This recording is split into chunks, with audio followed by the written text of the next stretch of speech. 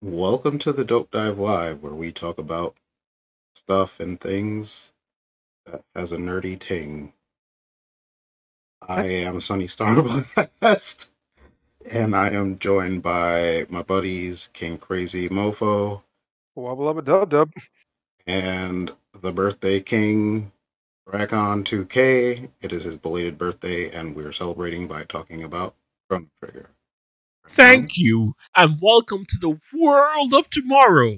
Circa God. 1999 8. Oh God, oh God, what's all those explosions? Oh God, what the hell's coming from the ground? Oh God, hold on. 2300 AD. It's oh God, it is horrible right now. Why is everything so bleak? Why are all these humans not eating? What's going on here? Where am I? So that was his dramatization of Chrono Trigger, essentially.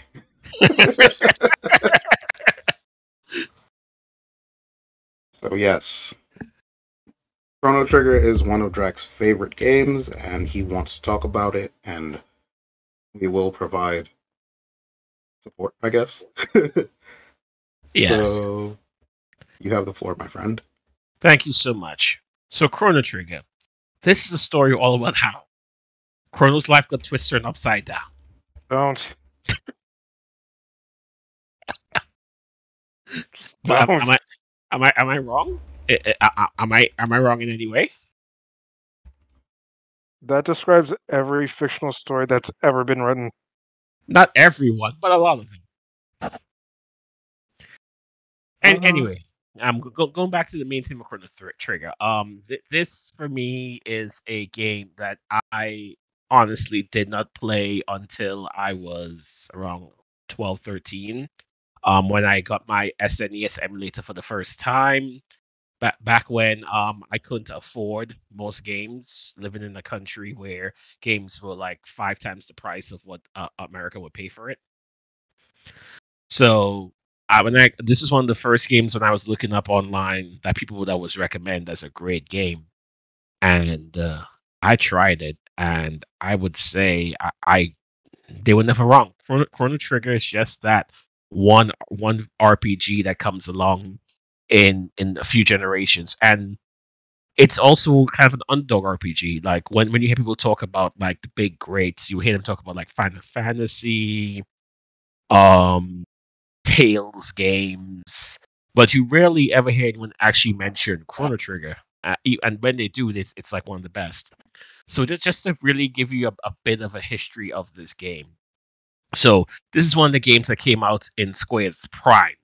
So you had the right mix of everything: music, writing, and a unique art design by Mr. Akira Toriyama himself, well known for his Dragon Ball Z, and you can tell his art style in this just by how, in like if you go to like a cutscene or anything, or like the menu screen, you look at the actual images for the sprites, you can just see the ooze of Dragon Ball in there in terms of how the art style is. You can tell it's just distinctly Toriyama.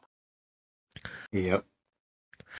So going back to the game itself, the game focuses on this scraggly red-haired kid called Chrono, where the first scene is that he just wakes up.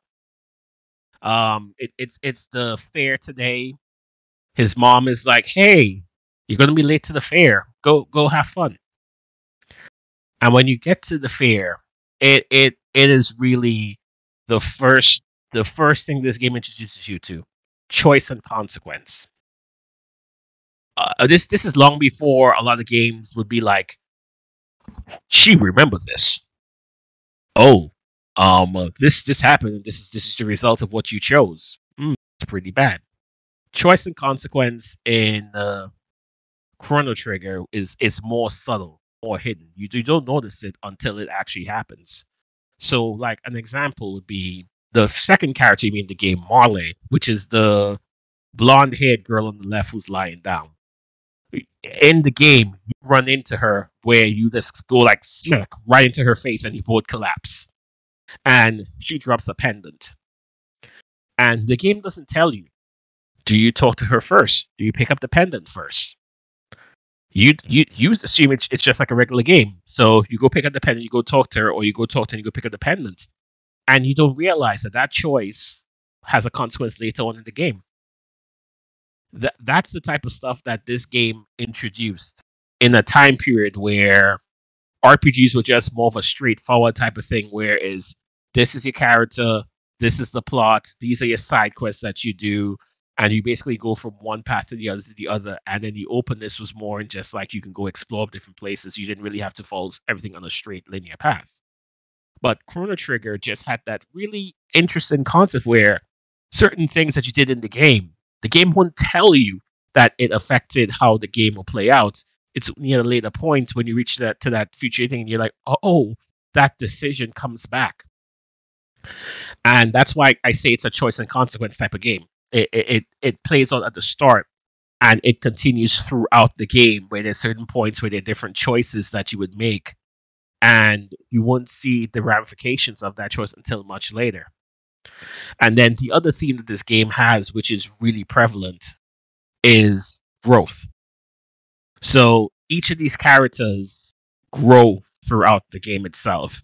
We can start with the exception of Chrono, because he's more of the blank slate. That was the theme of the characters back then. He was the blank slate insert character. So while he himself never would emote his growth, all the others had grown to do. You can have Marley, who's really a princess in disguise, who just wants to get out from her castle because she's like the shut-in princess. Her dad doesn't want her to do anything, and she just feels restricted, and she ends up growing to understand what her responsibility is and her place in the world as a whole. You have Frog, the literal frog in the screen. He is a person who's a recluse. He's hiding because his best friend was killed by Magus, and he was cursed to become a frog. And for him, that type of trauma stayed with him. He abandoned being a knight squire. He although he would still do things to be knightly, he basically kept to himself, and he was away from everyone else. You have Luca, the girl that's repairing the robot. She got into technology and being this very good inventor because an incident happened when she was younger that her mom lost her legs to an invention, and she never wanted to feel that helpless again, that she couldn't help people. So these are the type of things what I'm talking about. Like, the game starts them at one point, and they grow through their past traumas, their thing, to become something more. And I really that is one theme that this game really does well. And then also, I have to give a game ball that you don't realize that the first area of this game is one of the most important areas of this game. If you choose not to enjoy that fair to the fullest, you can end up late in this game without Chrono being alive. Imagine that this game has a possibility for your main character to just straight up die and never come back. Now tell me, how many of y'all have ever played an RPG or any game where the main character can die and the game goes on without them? I think one other. Um, But that was way after Chrono Trigger came out, so you know. Same. That's what also made this game. The fact being is that just a simple side quest game in the fair. If you did not complete that game, and and the fair ended before you can do it, you will forever lose Chrono. That is to tell you how much this game plays with the concept of choice and consequence. You can choose to not do all this little side quest fair things, and then the consequence is that you lose a main character and forever locked out of the end. And I mean, also people may consider that a bit scummy, where it's like, I invested all this time and suddenly I can't get the best ending because this happened. But I always felt that it's something that the game always wanted to show you from the start, where your choices impact some of the things which happen. So I've more or less harped on a bunch about why I like this game. Let me give you a brief intro to the game itself. So the first area is this fair that you go to, celebrating the Steel Kingdom. Steel Kingdom, oh my god, I forgot what her name is now. The kings, they basically the Guardian King. There we go. That's the exact king name. I mixed up with King Guardia. King Guardian. They're celebrating their rule for so many years, and at this fair, you encounter Marley. You accidentally run into her. She's just a girl who says fair. You don't know who she is yet, and after you helped her, she goes like, "Hey, this is my first time here. Would you show me around?" And that starts the first real relationship between your character and another in this. The first one you get to see. And then as you do stuff in it, there are different choices. Things such as, do you eat an old man's food? Do you wait for her to get cotton candy when she wants to go?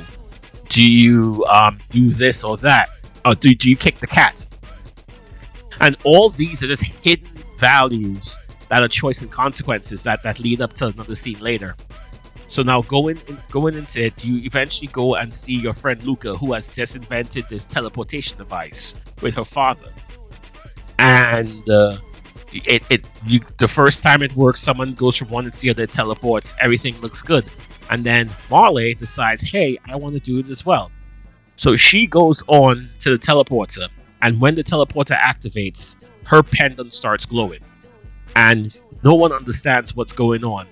And the pendant opens up a portal and sucks her inside of it.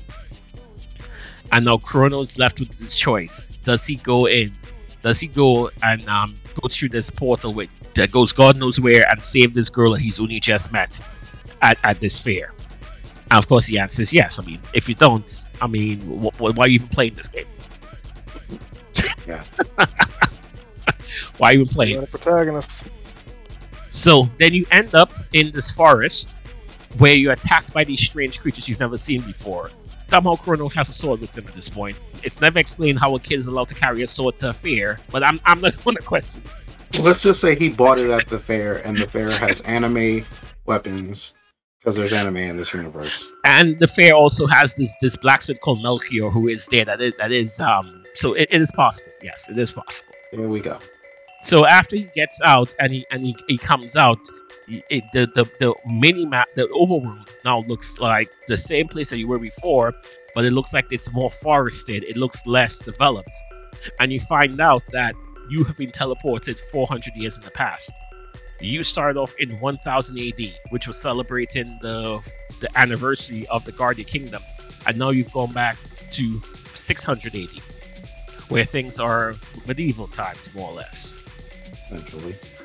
And you find out that the queen has been saved. She's been recovered. That apparently she was kidnapped, and now she's recovered. And the queen looks very suspiciously like Marley. So now you go to investigate, and then you go to the Guardian Kingdom, and the king is like, I'm so overjoyed, my wife is back. But she seems a bit different. I don't know why. And then you go and you meet the wife, you realize, yes, it's Marley. And it's like, wait, she gives you the backstory that basically she was the princess and she just escaped from the castle in 1000 AD. But she looked so much like her ancestor, they mistook her for the queen when they rescued her. And then she says, I don't feel so well. And you try to understand what's going on. And then when you go to touch her, she just vanishes, leaving the pendant behind. And it's then you realize that because she was rescued and not the actual queen, history has changed. She no longer exists in 1000 AD because the queen was never rescued. And now you are tasked to go and rescue the queen to bring her back to life. And that's really what is so interesting about this game. It's a classic time story, but at the same time it's choice and consequence.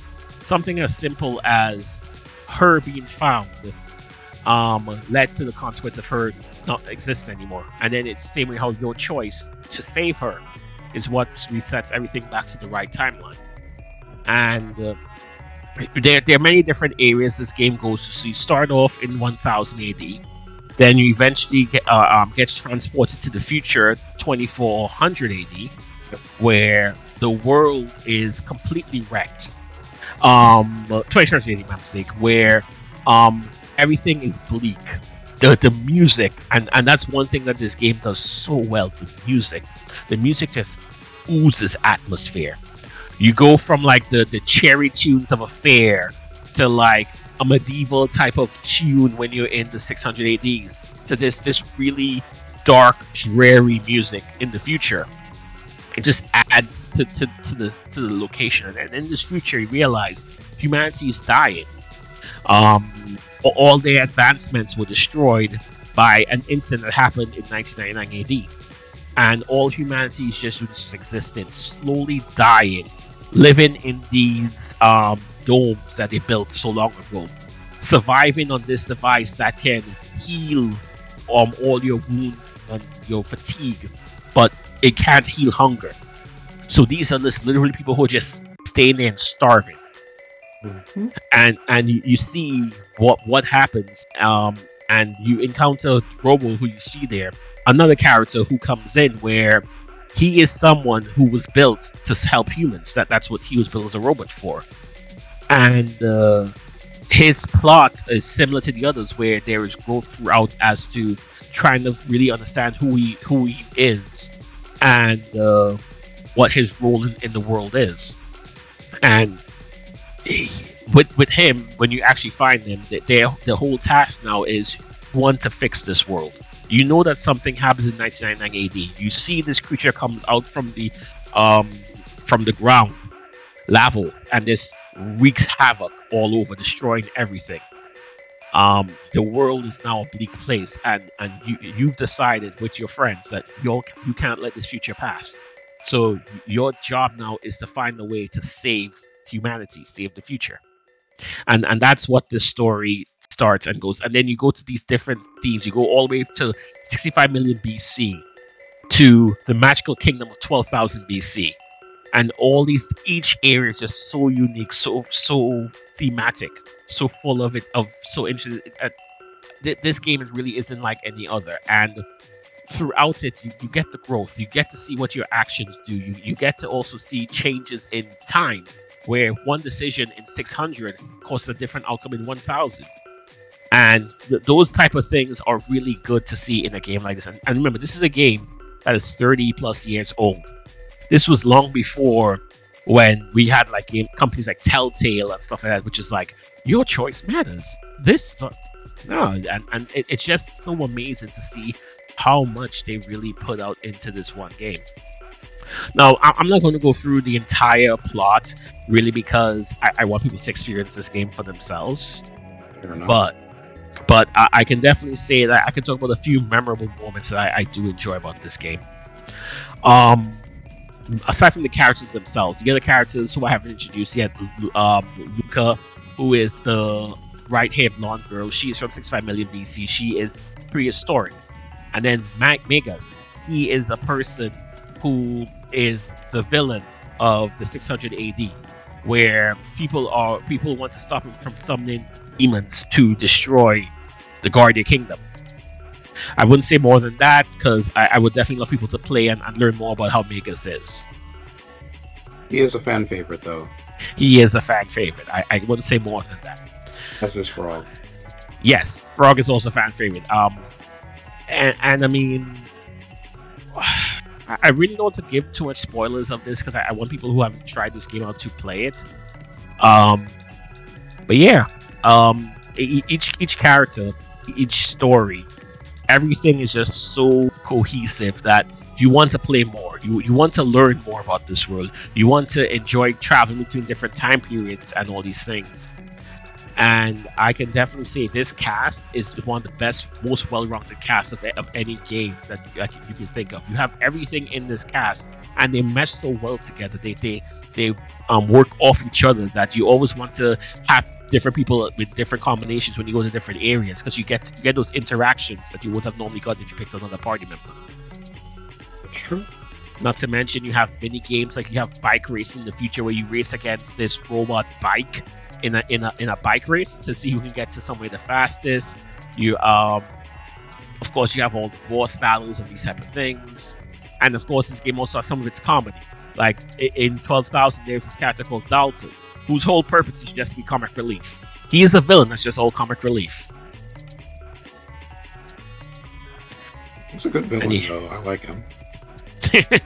Yes, a lot of people like Dalton. His whole motive is just hilarious.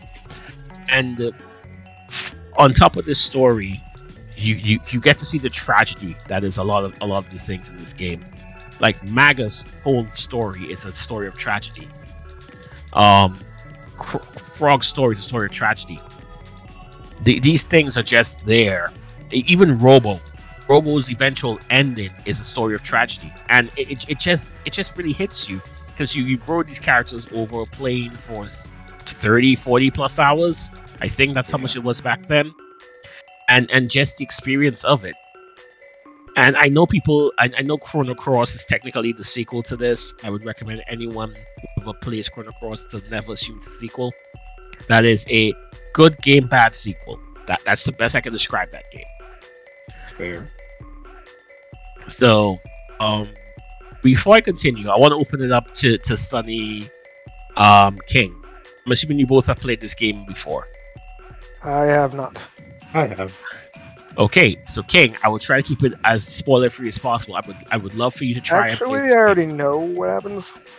Okay. Oh. So say you can go nuts.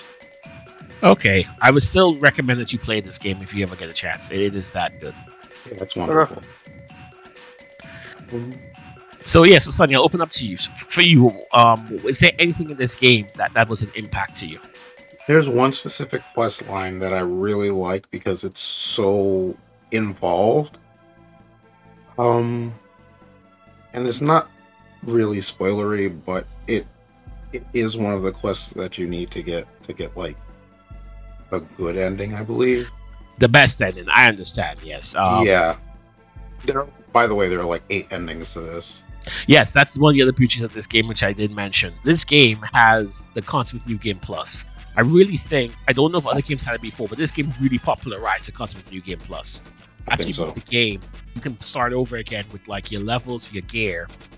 But unlike other games, this game now introduces 8 other endings, which has specific unlock conditions for you to get them, and each ending is unique. And I mean, that is something that you've never heard of before. Can you imagine a game developer creating 9 endings for a game with never the guarantee that someone will go and replay this game more than once? Yeah, it was unheard of in like the 90s. So it really was. I don't know. I loved it because of I guess the replayability, but also because I wanted to know the different endings, and I always like stories that have to do with time travel. Yeah. So just sweetens the deal for me. And the best thing about this game is that not every ending is good and every ending is bad. It is a mix depending on which part you get the ending from. Right. And that's always great. And of course, if you are the completionist and you want to speedrun this game, if you beat it and if you get the first ending, it is literally the dev room, where the devs are like, "Congratulations, you beat this game this quick." That's literally what the dev room is. They're like, "Yeah, congrats for beating this game. Here are all the developers." Yep. Also, if you want to, you can beat the final boss like as soon as you meet him. Yep. That's really how the game is. That's only unlocked in New Game Plus. So you basically have points where you can fight the final boss throughout the game, which at different points unlocks which specific ending.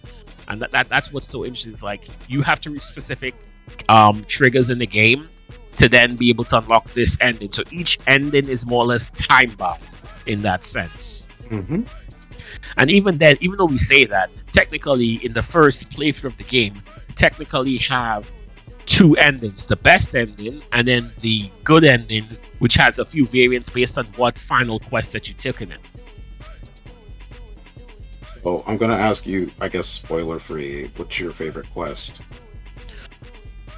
My favorite quest for this, and because of how much impact and how much it tugs to the heartstrings, is there's this girl in the Middle Ages. She's sad because she wants here to be a forest. It's this big empty patch of land, and she feels that it needs to be a forest. And Robo decides, hey, unlike the rest of you, I can survive for 400 years working. You just have to come get me. Yep.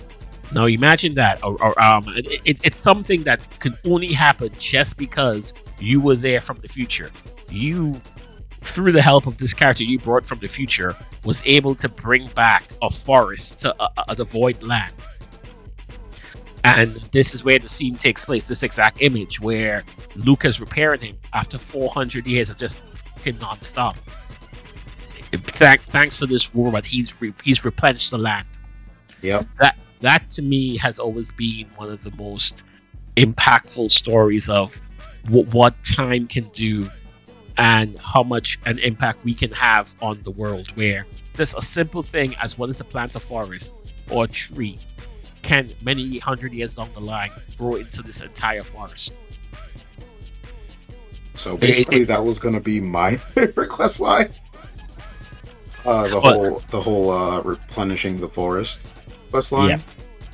Because it essentially. Yes, go ahead. Alright, because there was one quest line that I heard about. Is not even a quest, just a moment in the game where they talk about, like, oh, is there anything that you could change if you want to just go back and change it?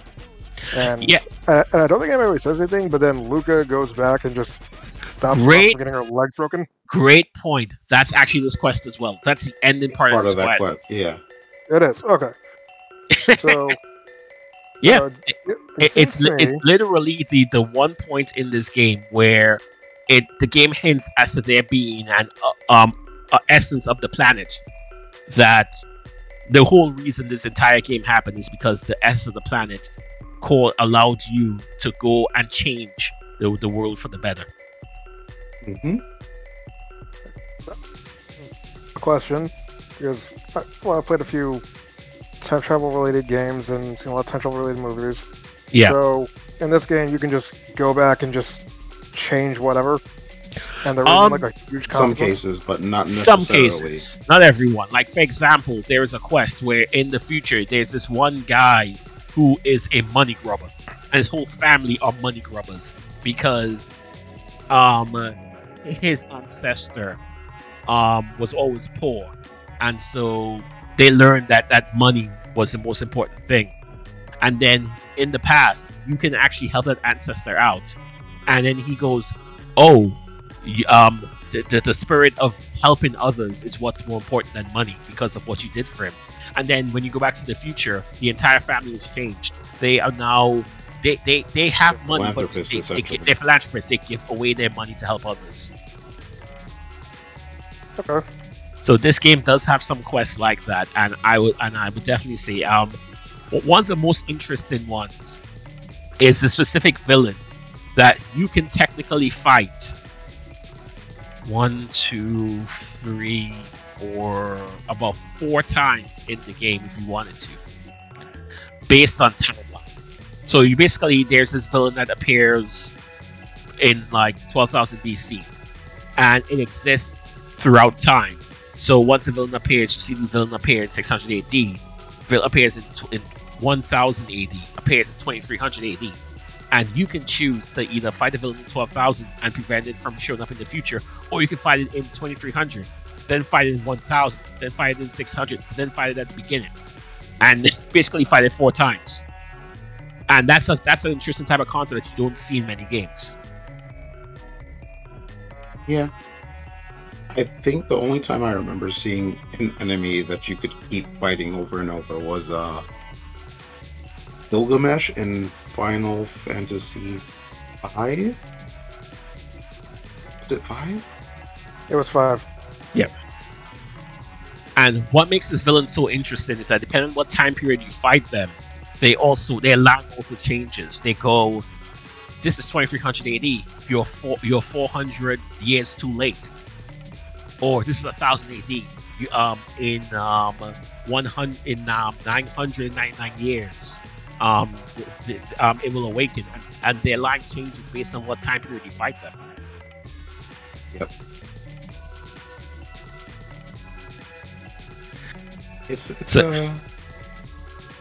It's a really revolutionary game for its time because 1990. When did it come out? 1992 or 3? Yeah, I think it was 92. This came out. Let me double check right now the exact release date.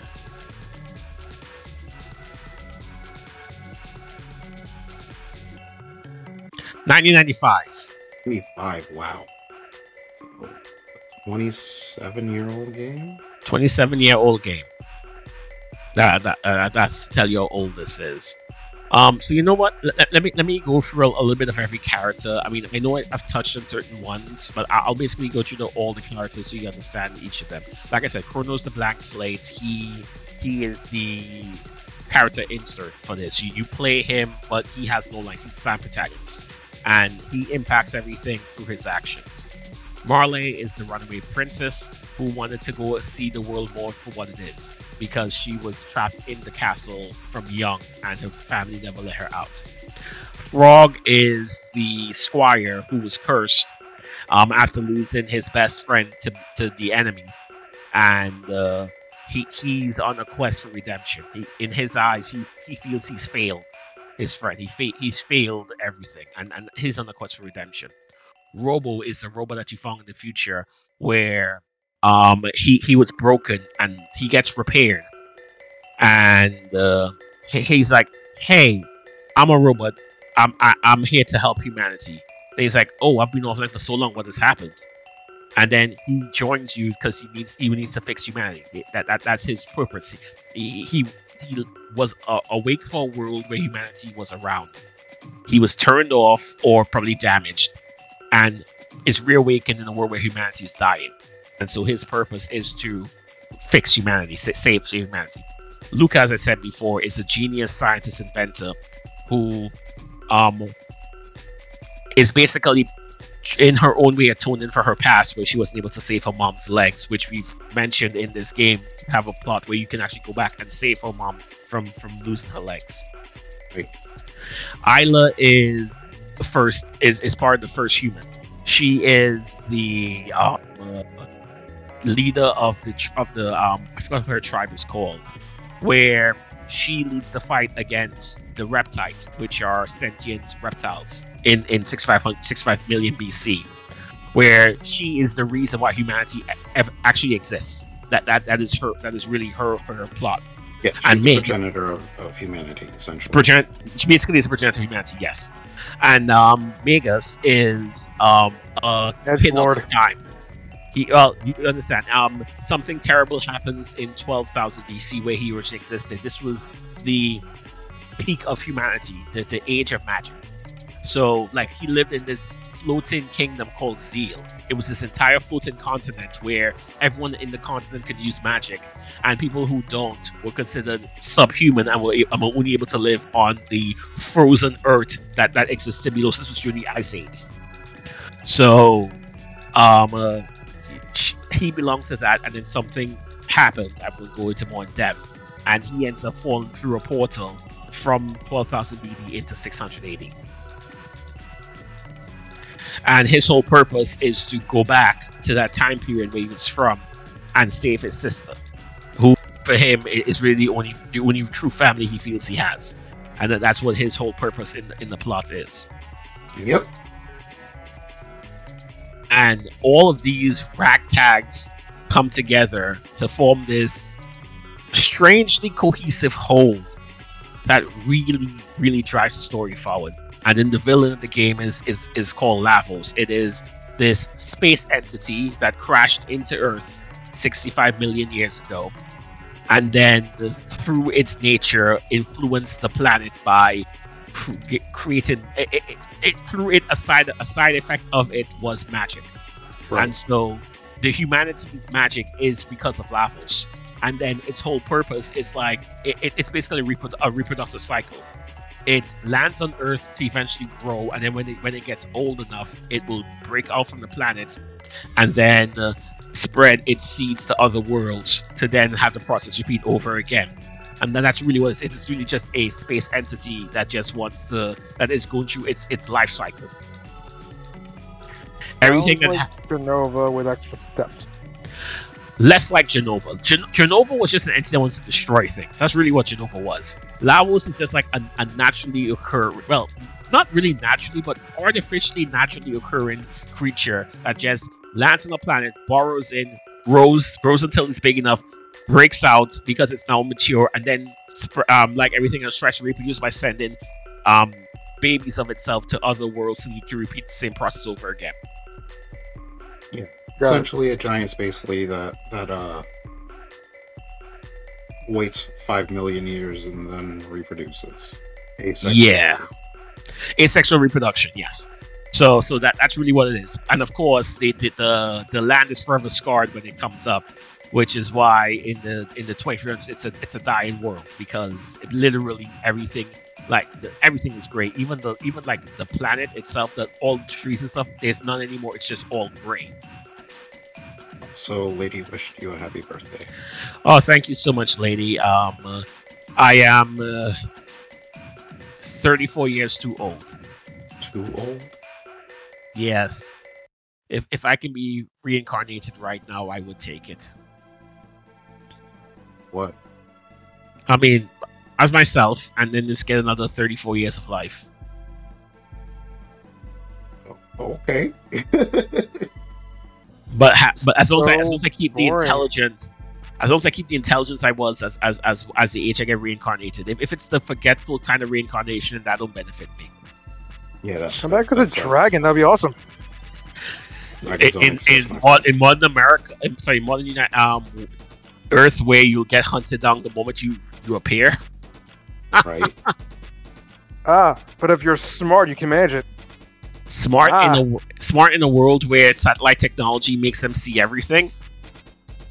I haven't found him yet. I mean, if it was medieval level where technology was nowhere near as advanced as it was, and I could hide places, then yeah. But nowadays, where nothing can be hidden from the world, all the damn satellites in space, And yet they somehow never found Hogwarts. Oh, because that's magic. They did magic hit Hogwarts. Not to mention, we assume Hogwarts has magicians hiding in all the world's governments. I won't be surprised if not Hogwarts. The magic community probably has magicians hiding in all the world's governments to ensure that they remain hidden. Also, Hogwarts doesn't exist. Yeah, obviously Hogwarts doesn't exist. I'm just saying. We all magic versus science war right there. They don't do it. We all know that King Crazy is a staunch supporter of the Riddle regime. Oh, it's not what? kosher. Tom Riddle is Voldemort. Spoilers. I'm not even gonna say spoilers. The book series is like 30 years old at this point, almost. Don't you think wizards should be in charge? You have all the magic. Well, why should we be hiding from humans? Don't you think so, King Crazy? Sorry, you just broke up. I heard not a single thing you just said.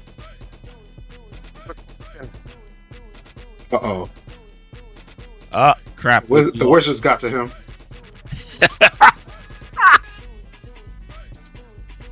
Didn't say anything about Hogwarts. Testing. Yeah, there we go. Yeah. There we go. Hello. Yes. I don't believe you. Tell us something only King Crazy would know.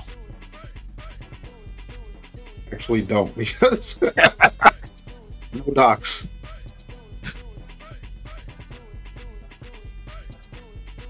He's quiet. So do I or do I not say anything? No, you can talk. We're just joking on you, bro. Okay. Here's how I can test you. Name one game that a certain person who stayed at the club for a long time would always play.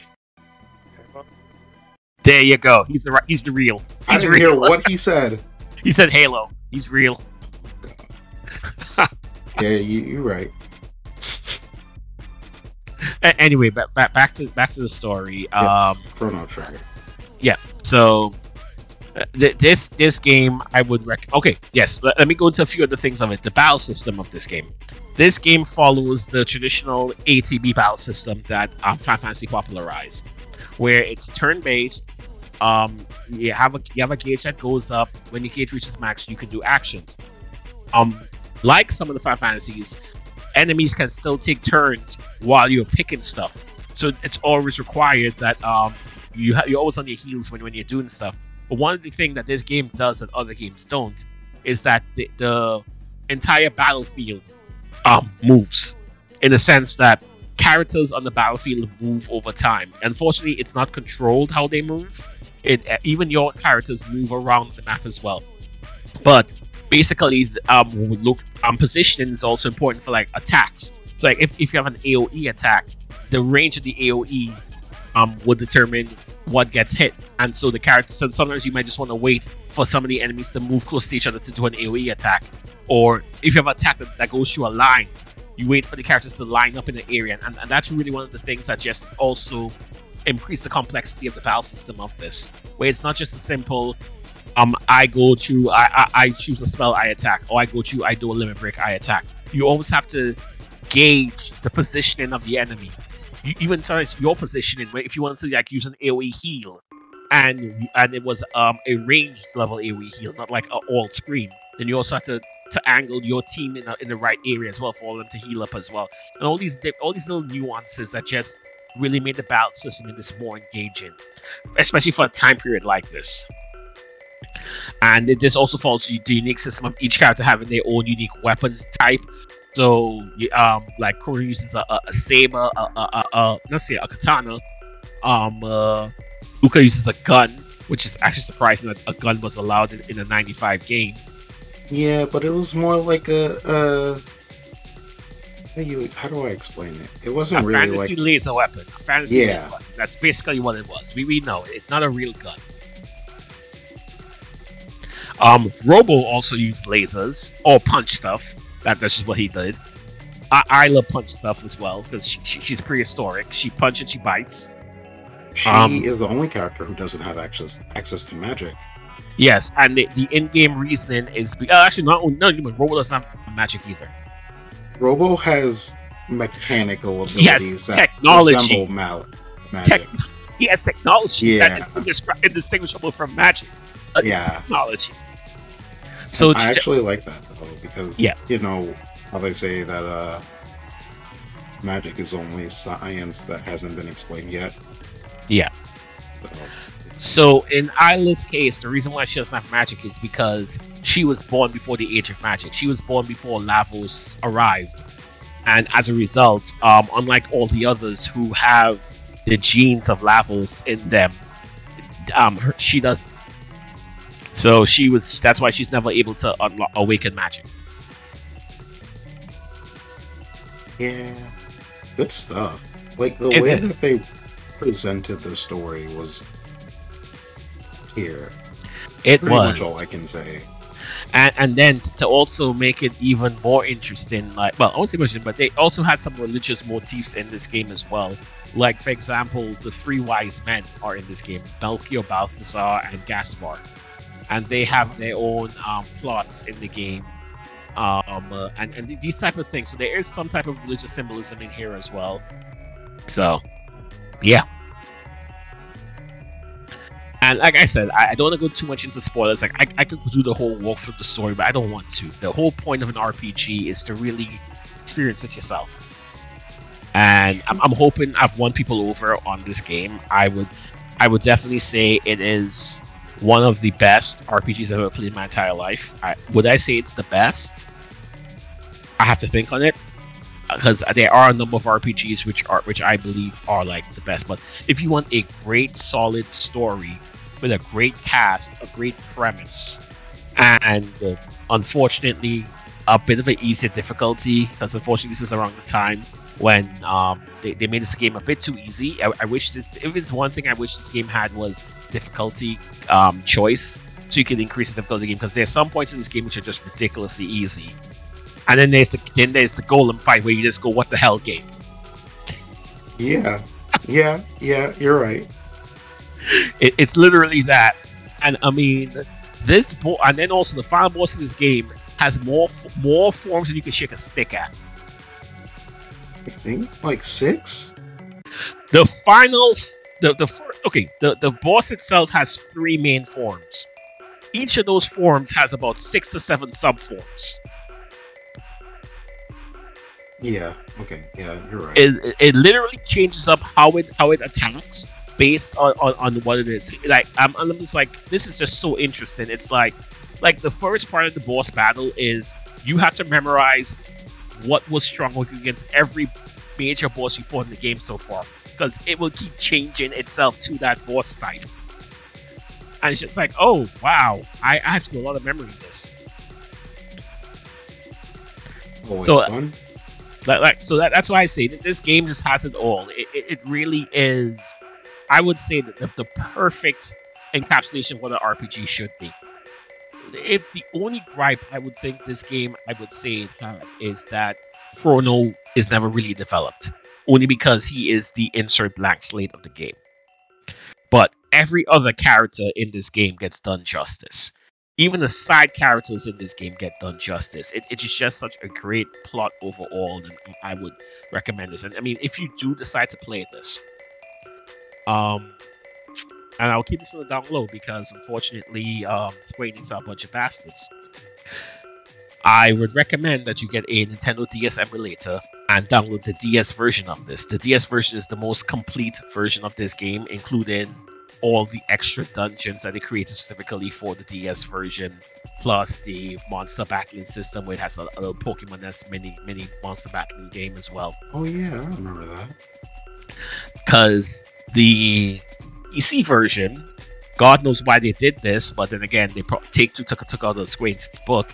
They took the mobile port and made it into the PC version, not the SNES version, not the PlayStation 1 version, not even the DS version. They chose to take the mobile port to make it to the PC version, which means that the PC version doesn't have all the extra content the DS version has. God knows why. God. So yeah, that is, if you want to play this, I recommend the Nintendo DS version is the most complete version of this game. Or if you want, and I will make Sunny play this one day, there is a fan mod that came out for the SNES version that adds a lot, that it not only increases the difficulty, but adds completely new plot lines to the game, and even a new ending. New ending. Okay. Yes. So Sunny, I would eventually get you to play this, but I know you have other games that you have to beat Like first. 500 games I need to beat. There you go. So I don't want to add another long RPG when you're nowhere near finishing Super Robot Wars. Oh boy. Super Robot Wars, Persona, what the heck else? I mean, good. Thankfully, we don't have you playing Xenoblade Chronicles either. Not.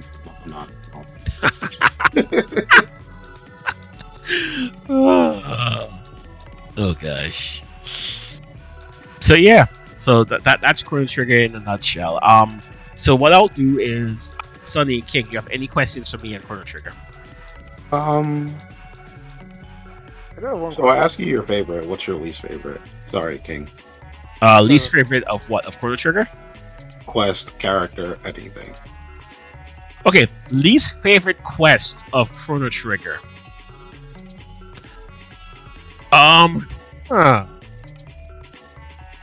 Let me think on that for a sec.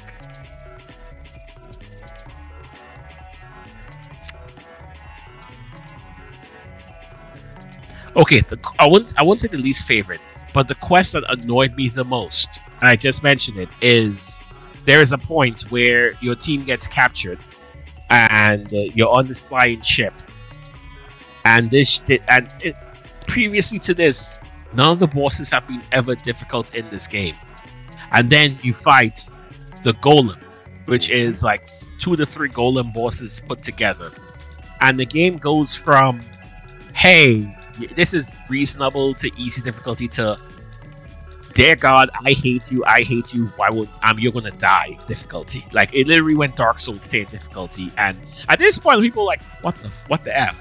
Oh my lord, why am I dying to this so easily? And there is a reason the game did up the difficulty for this battle.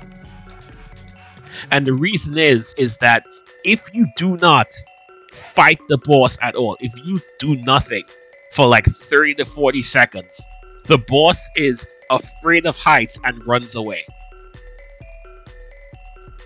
What? Yep.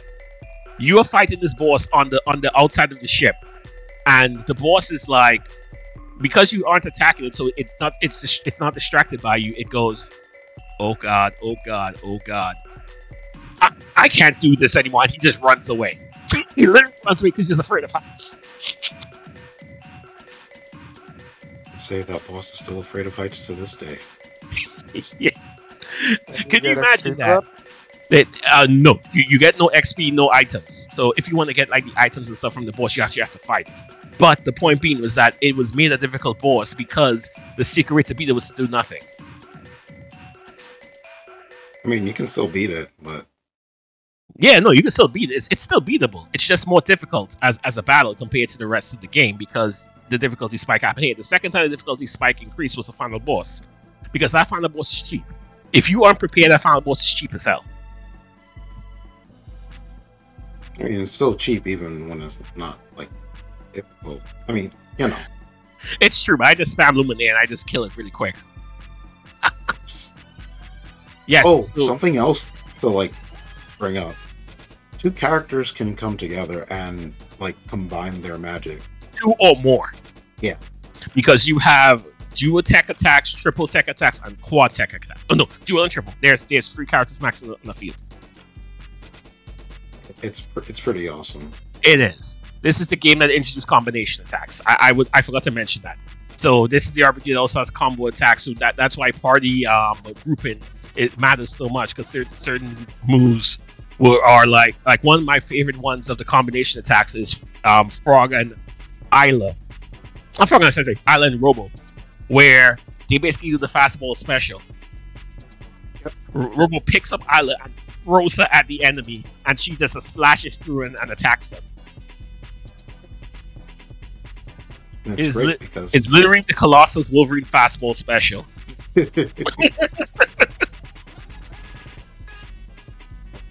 Yes, sorry, King. We cut you off before. What did you want to ask? Right. So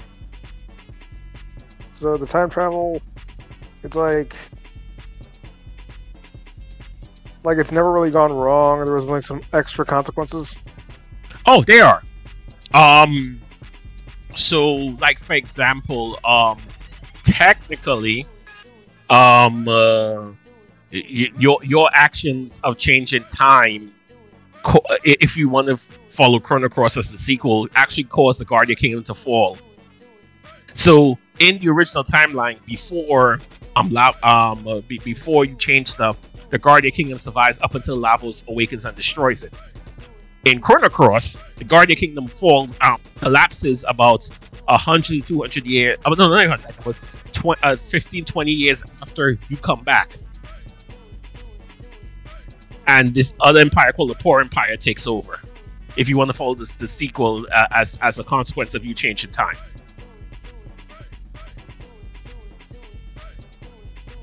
that's why I never played Chrono Cross. It's not really why. It's just because I never got it. But it's fine. But if you're talking about in game itself,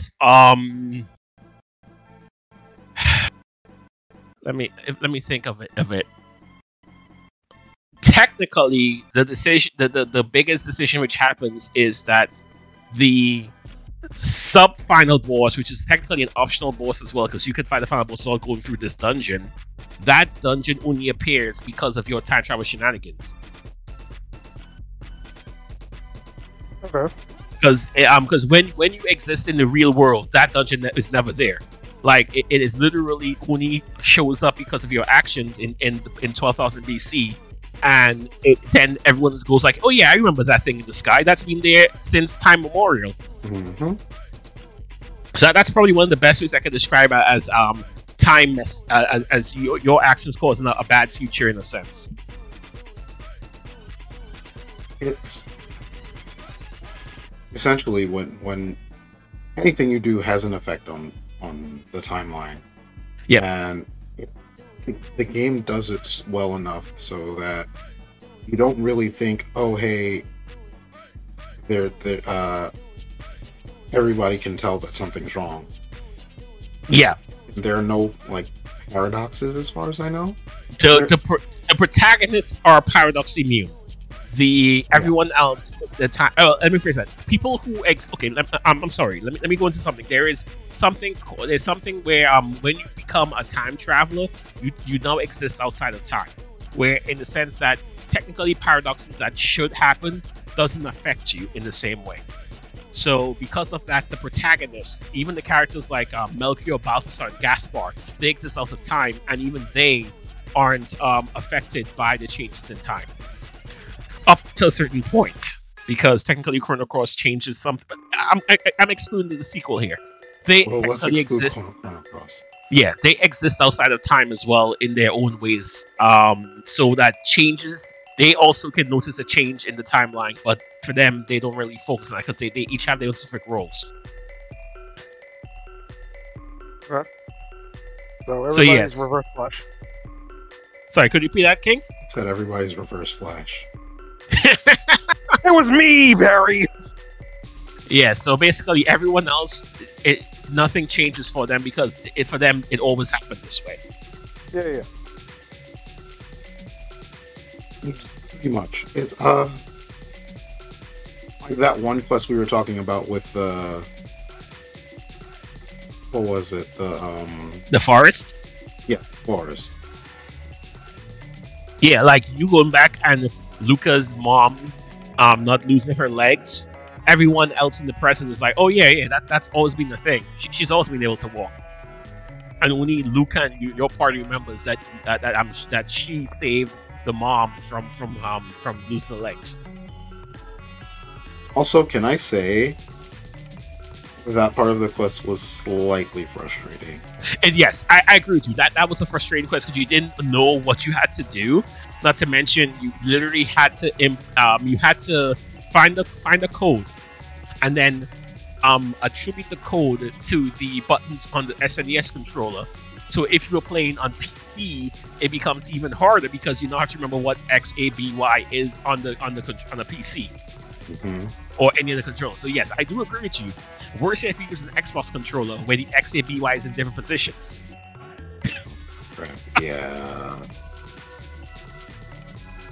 So yes, I agree with you. That's probably the most annoying quest, only because of having to actually input a password on a timer. Because you literally see her going towards losing her legs because she's stuck on this conveyor belt into this device, and you only have a limited time to input the correct code. So you have to find the code, get back, and put it in before she gets to the end of the conveyor. And guess what? I don't think you can save scum to like redo it. You cannot save scum to redo it because you're not allowed to save when you're in that area. The save option is because this game goes back to the traditional system where there are save points, and so you can only save at specific save points or on the overworld. Because that area is not a save point, you can't save inside of it. Yep. So you basically got one shot. You mess it up, you got to do the whole thing over, from finding Robo, fixing him up, and then having that quest and then having that thing appear during the cutscene. So frustrating, but also a very amazing quest. Yes. So to the end part of it, we can agree, it is annoying. The whole quest itself, there's some good parts, and it's just that, and you're like, it's great that you can save her legs, but damn, this part of the quest is annoying. Yeah. It sucked farts. The other one, which is also kind of annoying, is getting up to this area to find the special sword, and the wind can blow you off. No, I'm mixing it up. The wind blowing you off is in almost one of the end dungeons, where you literally have to move up and you have to put yourself behind trees when the wind starts blowing to prevent yourself from being blown away. I think you have to do it all over, right? Oh, sorry, give me 1 second.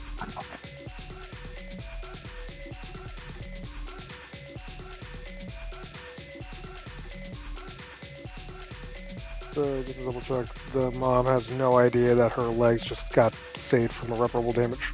Well, she knows that her legs got saved, so essentially, they're going back in time to the point where her legs, where she lost the use of her legs.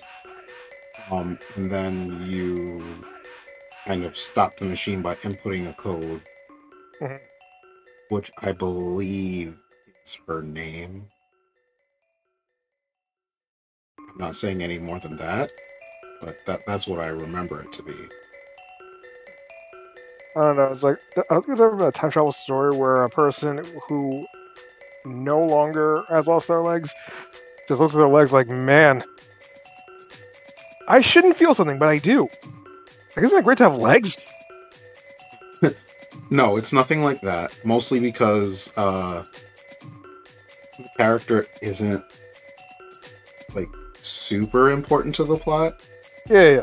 She's essentially Luca's motivation for being a technical genius.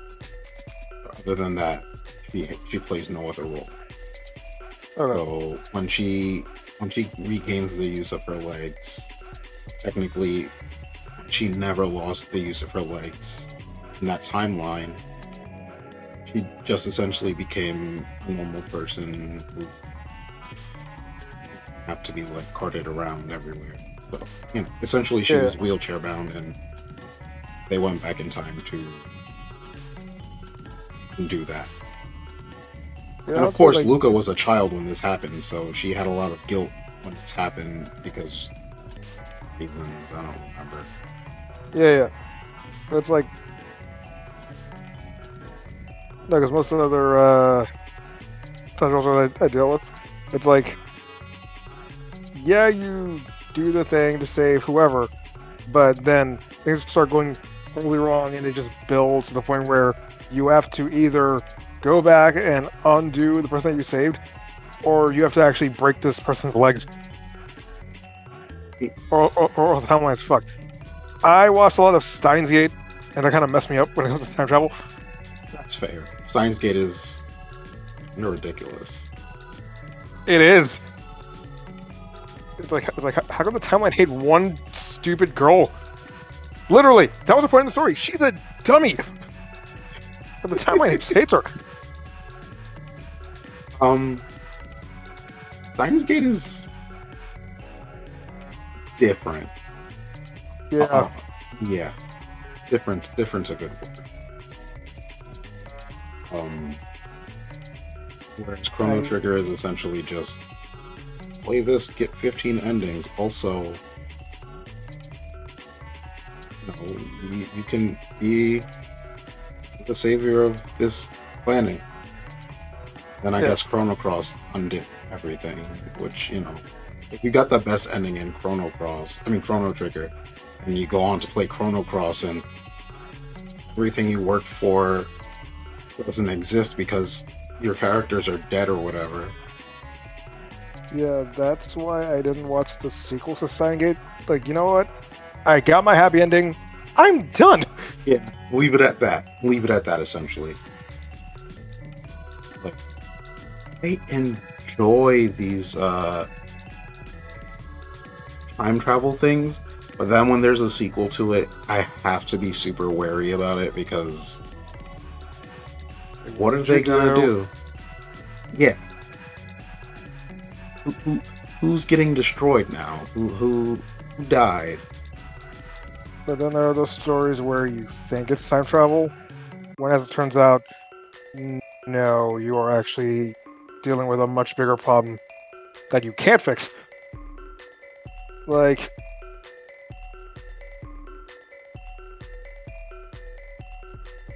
let's see, there was...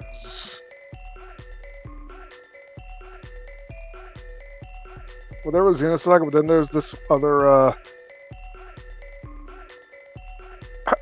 forget the name of this series. Is it those horror games?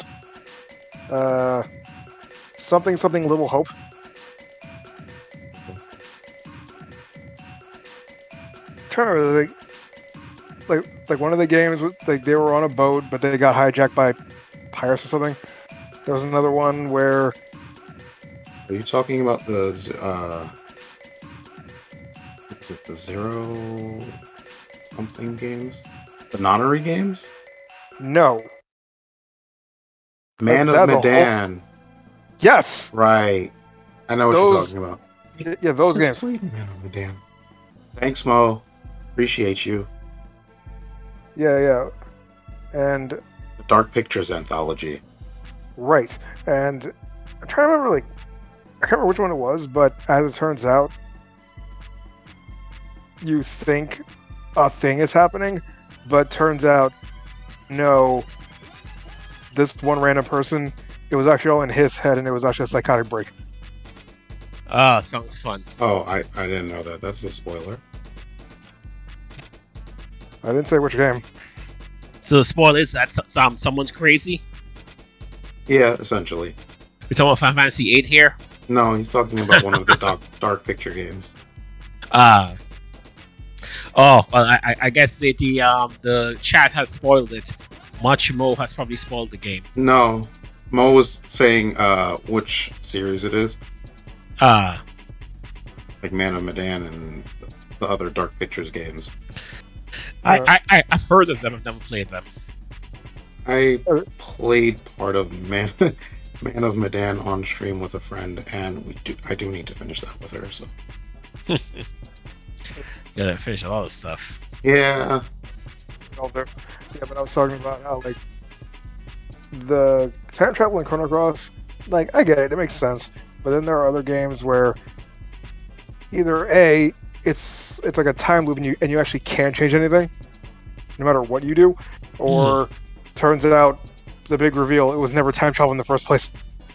I understand. Yeah, no, this one is straight up time travel. This one is fixed periods for time travel, where every period that time travel links to is a fixed key event period. Yeah. So, like, 65 million BC is the fixed key event is the Reptides and the arrival of Lavos. The 12,000 BC key event is the fall of Zeal, which is the Magic Empire. The 600 AD event is the Human Demon War, which is what Frog takes part in. The 1000 AD event is the only one that technically doesn't have a key event, and that's just really just to allow Chrono and Pals to be able to leave from that dimension to the others. 1999 AD is a key event where Lavos awakens. And 2300 AD is the event of the eventual fall of man, where I think that's probably the actual time area where humanity will die out, because they can, that's really like the last one to save them. So that's like every time period of this has a key event in it. Right. love it. No, because it reminded me of, well, previously on another podcast, we had talked about Xenosaga. Yeah. And, yeah, Xenosaga 3 has one moment where a thing happens, everybody who's pretty much important falls into this place, and then you find out that you are in this specific moment, the day the world changed, which was 14 years ago from where they were. And essentially it's, let's see, 1, 2, like half of your cast reliving their traumatic experiences. Yeah. I'm assuming this is probably the reality of the war, I assume. Yes. And for most of them it's fine, but then you got our main protagonist, Shion, who thinks that, okay, maybe she can go back and save her mom. Turns out, no! In fact, more people die with her actions. Oh, I thought you were going to say she's the one that actually caused her mom upset in the first place. No. Would make the most sense. It was actually her future boyfriend. What? Yeah. If there's one name that's poison to the Xenosaga community, it's Kevin Winnicott. He is a prick. But, yeah. People, I forget why, but they made they found a thing It made the artificial humans, the realians, go crazy, and the new ones, fittingly known as the 27 series Asuras, went on like the real rampage, and it happened to be right under the hospital where Shion's mother happened to be staying during her coma. So they're killing everyone, and her dad tries to call her brother because her brother is like basically an anime character. Yeah. It's like he can cut down a mech with just a samurai sword, like how many feet away. So it's like, yeah, this is exactly the one where we need you. But from the second game, you know that he's on the opposite end of the planet. So he calls him at least to save Shion, because this man, the dad, knows that he is just fucked. So he gets murdered, and little Shion is under the bed as the 27 series Asura just start stabbing and beating her comatose mother to death. Oh my right above lord! her because she's under the bed. And then present day Shion bursts in, and she's like, and she just starts, and then that's the boss fight. But not really. Like, I mean, they're more difficult, but not like totally broken. So basically, she can save herself. Yes, but then Lil Shion, which, by the way, this is the part of the game where the English version kind of just screws it up. Like, Japanese version, she's holding a puddle of her mother's blood, begging someone to put it back. But then, turns out, in the English version, they didn't want blood everywhere. Stick out all the blood. So this girl's just holding nothing. Oh, it's invisible weird. gun all over again. Right. But then this causes her to just freak out. And then, unbeknownst to anyone, turns out she's the one who summoned basically this other dimensional alien race that started killing everyone for the past 14 years. They thought it's like you thought it was Dr. Wily, but turns out it was Roll the whole time. Yeah, Roll is very evil. Yeah, I played MVC2, I know. But anyway. Okay. Yeah, I mean, I think Roll's one of the most broken characters in that game. I thought she was the worst. Well, worst in terms of that's why, in terms of like because of her damn size. Well, yeah. But anyway, this girl, who was already going through a bit of an emotional roller coaster just by being here, just found out that she's actually the reason why billions of people across the galaxy have been brutally murdered, turned into monsters, or turned into sand. Oh no, not sand. Salt. Excuse me. Okay, so Biblical. the closest I can think of that would be, I'll have to reference Chrono Cross here again, is that one of the themes of Chrono Cross is that there's this location called the Dead Sea. And the Dead Sea is basically a place of salt, where nothing living exists. Everything that can go there dies. Like, for example, there is this one family called the Viper family who go to the Dead Sea to try and find the item called the Frozen Flame. They didn't get far. They literally became frozen and became salt for the sea itself. Some games don't do that. So basically, the whole concept of this location is that the Dead Sea is an amalgamation of all the features that were denied because of the changes that happened in Chrono Trigger.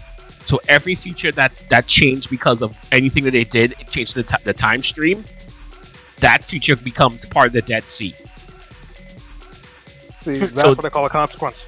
So that's a consequence. So like literally, the Dead Sea has like you see like a bunch of like ruined buildings and ruined amalgamation of different areas, and like it's basically just all these discarded features or times because of what they changed, just all coalesce in that one area.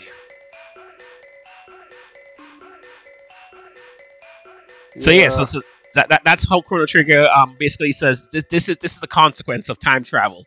All the things that should have existed that doesn't exist anymore because of you changing time. Like for example, humanity winning the human demon war in 600 AD, how it ended should not have happened that way. And it all ended up in the Dead Sea. All that future, which was originally before they changed it, ends up in the Dead Sea, and that's how it is. Okay. Yeah. Well, actually, what I was saying was Homestuck, they don't have that problem because, again, there was no time travel. That whole thing was set up so that they could get Presence Shion there to, I don't know, they brought back the consciousness of everybody who was there at the time. Sciencey bullshit.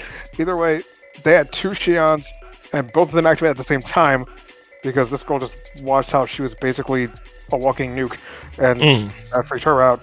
And then, super alien thing finally arrives, and it's like, okay. And everybody who was there was like, okay, hold up, that didn't happen. If that happened, everyone would know. So, yeah. So, okay, so I'll also give consequences of messing with space-time in a few other examples as well of the games.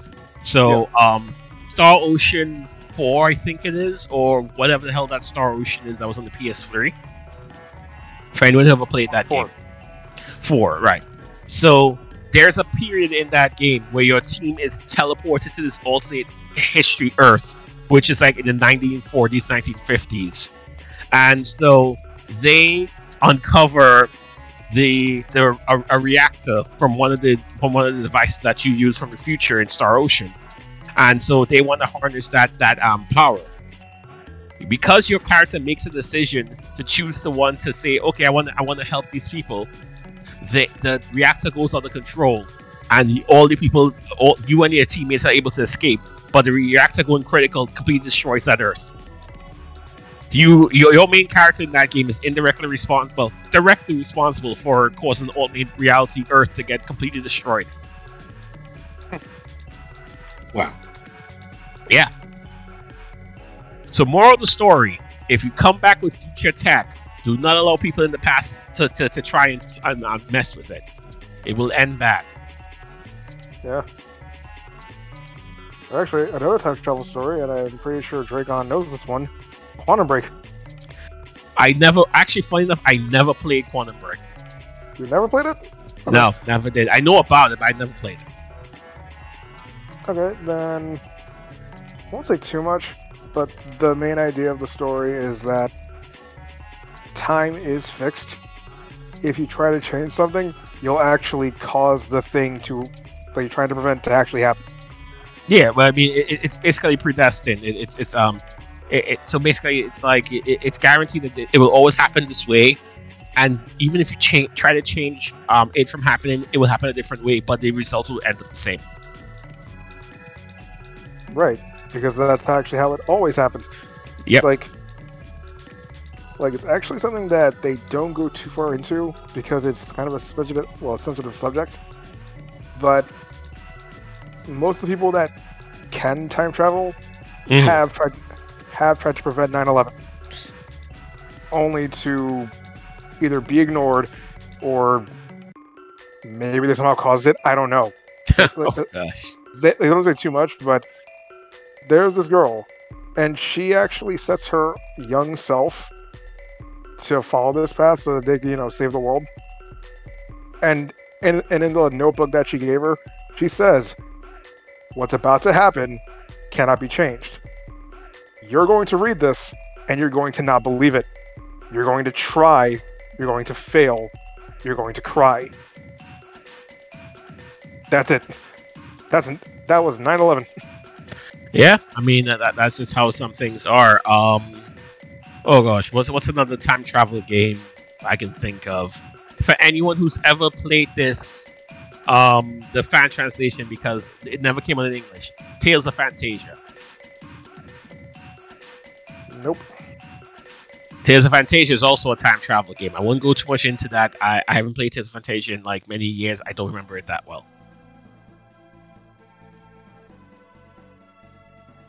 But yes, I digress. We're moving away from Chrono Trigger here. So, these are time travel games. Chrono Trigger is like the big time travel game. Yes, Chrono Trigger is like baby's first time travel game, but done well. Right. If there is any flaw I think this game has, is that, like I said, the battles could have probably been made a bit more difficult. Just because the game is very easy to go through for anyone to play as a casual. If you're like hardcore Dark Souls level difficulty, that this game does not have it. I mean, well, also, not everything has to be Dark Souls level difficulty. True. It's frustrating. But sometimes people want the choice to be able to have Dark Souls level difficulty in their game. That's true. But again, this is the era where all games usually came with like one difficulty. Yeah. Well, I couldn't get into Mortal Shell. What is that? It's Dark it Souls is with a, guns. no. There is a Dark. There is a Dark Souls with guns. I can't remember what the name of that was. Isn't that Code Vein or one of the anime games? No. Code Vein is some crazy anime shit. The game that's Dark Souls with guns is Remnant Remnant of something. Ashes. Yes, that. But Mortal Shell is more of a Dark Souls game. Like, you start off as something, like some ghost thing. Mm-hmm. But you can hop into a body, and it's a dead body, but it's like a class, so you can just hop into a warrior and then just go. And after that, yeah, it is Dark Souls. Okay. And I was So, like, yeah. holy shit, I was slow. I'm not going to say any more about Chrono Trigger. Mostly because unless you have any questions that they would love me to answer about it. Not just one. Well, I just have one comment. Sure. I'm looking at Lavos' one of his forms, and it's like, this looks exactly like Cell. Again, Akira Toriyama. Yeah, Literally, the inspiration of Akira Toriyama is strong in this game. he's not even hiding it. Essentially, I mean, what is there to hide? At this point in 1995, he had just finished Dragon Ball Z, so he was pretty much doing the art for every PG Yeah. that could get him. Well, no, he had a deal with Squaresoft at that point because he was doing Dragon Quest. Dragon Quest had art style was him. And then Chrono Trigger ended up becoming his second project where he was the art style person for it. So, like, if you look at Chrono looks like a... Chrono Trigger, why I keep saying Chrono Trigger? Same thing. Almost. Yeah. Anyway, Chrono essentially looks like a Saiyan, and so does Magus. Yep. Kylo Funny looks enough. like... No, because Luca, without her helmet, looks like Bulma. With her helmet, she looks like the Great Saiyaman. I guess she does have Bulma's hair color. Bulma's original hair color, I should say. Well, not... Wait, Bulma had pink hair? Huh. Yeah, Some but sort of Bulma's weird- hair has changed color a lot through the different games. You're from anime, it's my mistake. Oh, you know, they all look. They have same face syndrome. That's what I call it. Yeah. So if you see a Dragon Quest character, they're going to look like Trunks or Vegeta. Like, the protagonist from Dragon Quest VI looks like a Super Saiyan Blue Vegeta. No difference. If one of you Google it right now, you'll see. But essentially, his art style is very distinctive, I guess. Yes, it is. So you're gonna see people with spiky hair, different colors. Wait, what's his name? Akira Toriyama. No, I mean the guy you're talking about to look up. Oh, if you just look up Dragon Quest VI, you'll see the box art, and you'll see a guy with blue Super Saiyan hair.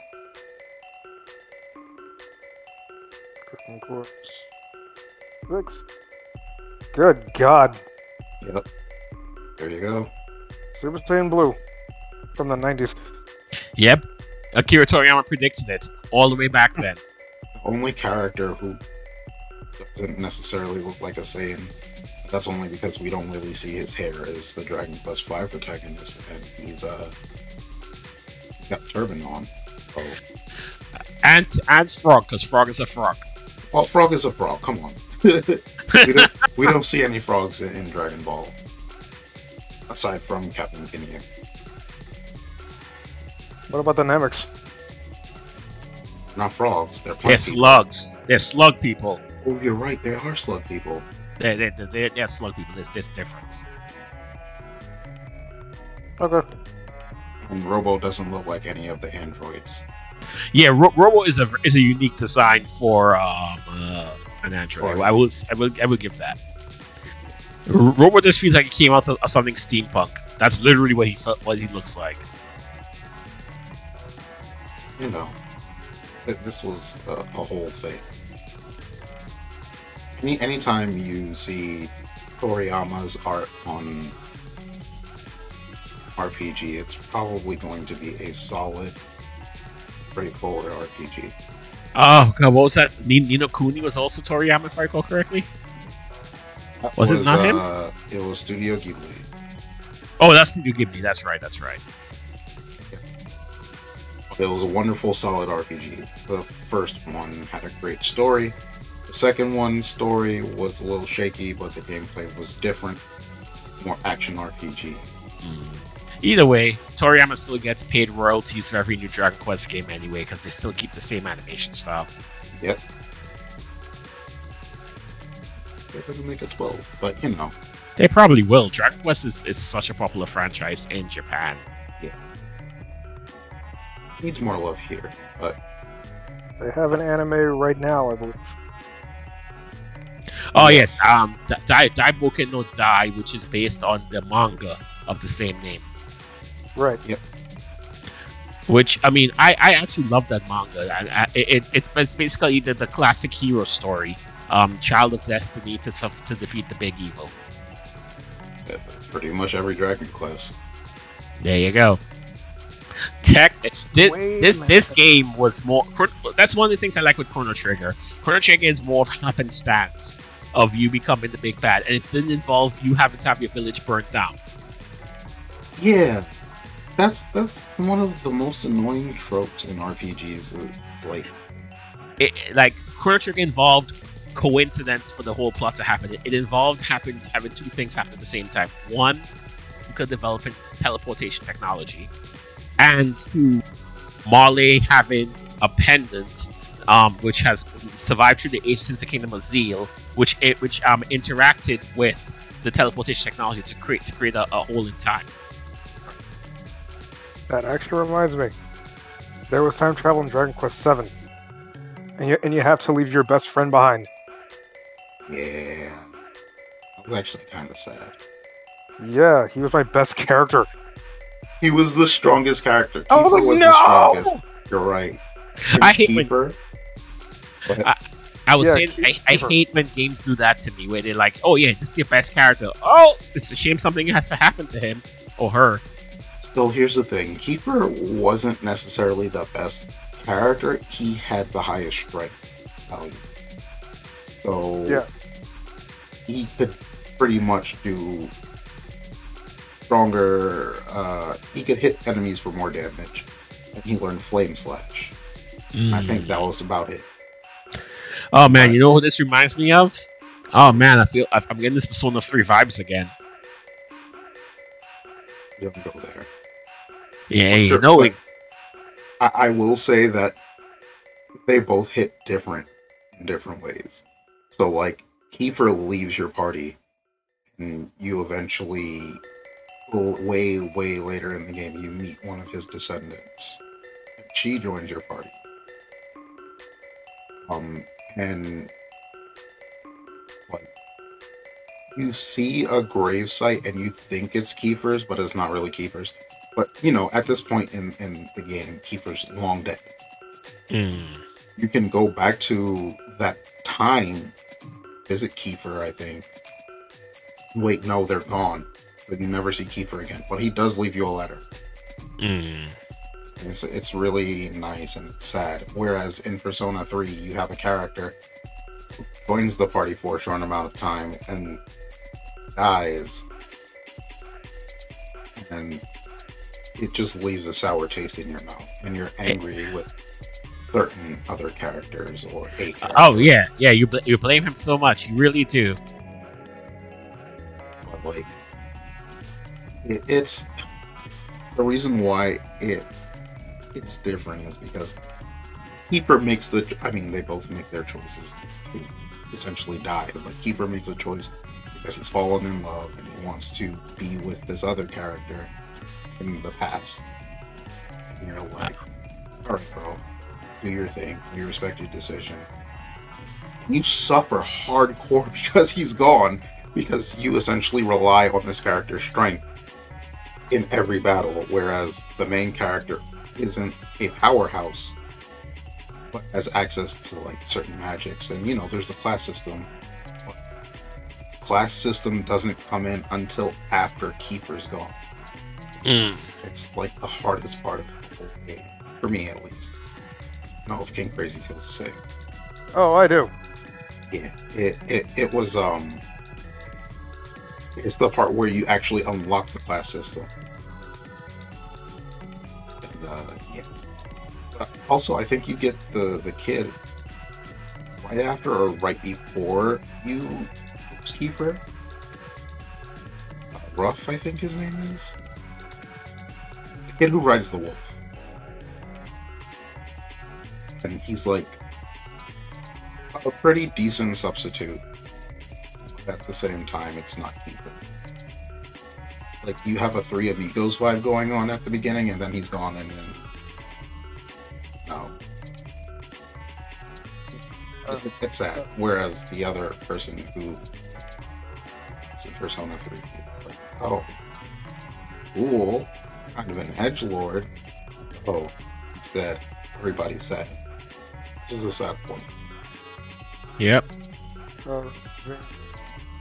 Breath of Fire 3, because that had a Three Amigos vibe until your team foolishly runs afoul with the local crime lords, and yeah, it gets bad. But then you find one, but he became basically a Punisher, but a were-tiger. A what? A were-tiger. Which is pretty cool, but at the same time, yeah, life hit him hard. And then only to find out that the sub-boss for the final level of the game is the other best friend, who turns out is also a dragon like you, and has been completely indoctrinated to the goddess who has deemed you worthy of death. Super fair. What fair, I mean. Okay, Dragons are too powerful to exist. So while you're talking about that, I'm just going to take up a look and go through the list of games that have time traveling that I remember playing outside of Back to the Future Telltale game. Right. Are you looking at RPG specifically or just time travel? I'm doing RPG specifically. Of course, how should I forget this franchise is all time travel? Command & Conquer Red Alert. That is all time travel. Let's see. Yeah, you said Dragon Quest 7 had time travel. Dragon Quest 11 had time travel as well. Is it really? Yeah, apparently, for the time travel in Dragon Quest 11 is where the timekeeper gives the protagonist the power to go back in time to defeat Mordred before you can see the Sword of Light. Oh, yes. But that, okay. So, massive spoilers for Dragon Quest 11. Essentially, what happens is the bad guy in this actually manages to sort of destroy the world. Like, he gets his goal. He kind of rebuilds the world in his image, a la Kefka. And you lose a party member. And the whole second half of the game starts, where the world is destroyed and you have to start out with, the main character loses half of his power because he is a chosen warrior, and the source of his power has essentially been destroyed, which was keeping the world together. And he goes to meet all of his party members one by one, and they eventually take on the final boss, who is Mordrin or whatever. And you beat him. There's a point where you learn that you can go back in time to a point right before you encounter the boss and before he destroys the world and you lose that party member. And when you do it, you leave this party behind as the main character. You have all of the items and you go back to that point and you defeat the big bad again. Then the bigger bad regains all of his power and you have to defeat him now.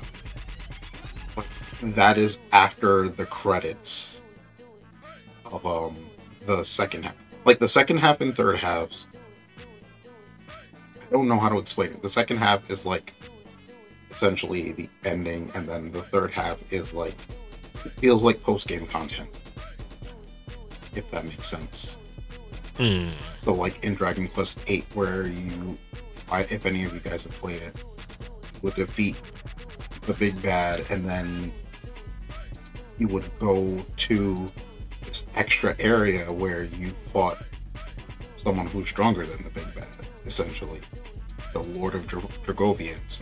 And I'm saying it because Dragon Quest VIII has been out for like 15, 16 years at this point. Yes. So you fight this, it's like fighting a super boss. So in 11, you're fighting the super final boss, and he looks like Cell with Jiren's face. And you beat him, you get a nice little extra credit scene that ties into Dragon Quest III. So yeah, I guess it does involve time travel, but it's a one-way trip.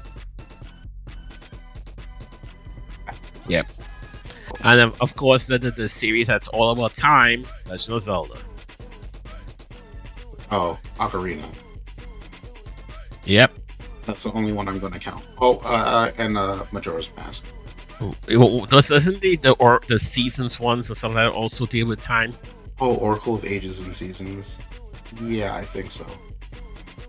Yep. I'm just looking at someone who just has like a list of like the top time travel games. Ocarina of Time is #1 because people love the fan rank of Ocarina of Time. I'm sorry, I just didn't see appeal of how people just love this game to death. It was fun at the time for what it was, and I guess it, like, okay, compared to Final Fantasy VII, because it's essentially the same sentiment behind it. Fantasy VII was the first polygon Final Fantasy game that was put out, while Legend of Zelda Ocarina of Time was the first polygon Legend of Zelda game put out. So seeing it in 3D, so to speak,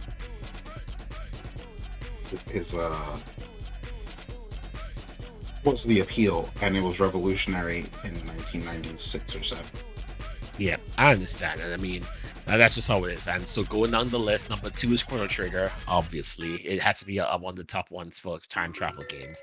The #3, which can be contentious, is Assassin's Creed, but everyone loves the first Assassin's Creed, so I'm not surprised. Okay, no, it's not a time travel game though. Technically, your character is reliving the memories of a past of one of the past assassins or something like that. One of his ancestors. Yeah, so I mean, and technically, didn't Odyssey involve time travel? Because like Never played it. I don't remember. I never had an interest in Assassin's Creed. Neither did I. Then the next #4 is Principles of Sands of Time. I don't remember that game. That's valid. That's valid. I have it. Never gonna play it on stream because it's wonky on Steam. Yep. The next one is Radiant Historia. I've never played this game. Bro, you need to play it. Did I play it? You might have, but it's a really good game. You probably won't be able to find the first Radiant Historia or like the first iteration of it, but the 3DS version is pretty good. It has extra content, and I feel like play you'll like this. Yeah. So then number 6 is Bioshock Infinite. it. Yeah, I guess that counts. Number 7 is Life is Strange, which makes perfect sense. Yeah. Yeah. You literally travel in time. Number 8 is Time Splitters 2. Never heard of it until this. Number 9 is King Chris's favorite, Quantum Break. Number 10 is Blinks the Time Sweep. I don't even know what the hell this game is. Wait, is that the thing with the cat? Yes. Holy crap, a blast from the past. Yeah, my cousin had it, and I would play that on his Xbox. Holy crap. And number 11 is Ghost Trick Phantom Detective. Yeah. That's a fun one too. Number Those are 12, good. the one which everyone has heard of, Earthbound. I won't say everyone, but a lot of us have. I mean, if you've ever played Smash Brothers in your life, you know about Earthbound because everyone hates Ness. That's a question. What? Have you ever heard of the game Time Hollow? No. Nope, sorry. Okay, because it's this one game, and essentially you find a pen, but it lets you pretty much draw a hole into a wall, or probably just anything, and then you can just travel through time through that. And you're trying to prevent this one girl, who you, I believe, are in love with, from dying. It turns out the kindly old man is actually the main antagonist. It's one of those things. And it came out for the 3DS. There's one of those, or not 3DS, just the regular DS. Okay. And it received lukewarm reviews. Huh. Okay. So It the wasn't next bad. one. Sorry, go ahead. No. Well, all I can say is that it just wasn't bad. Okay. Then the next one on the list is Dishonored 2.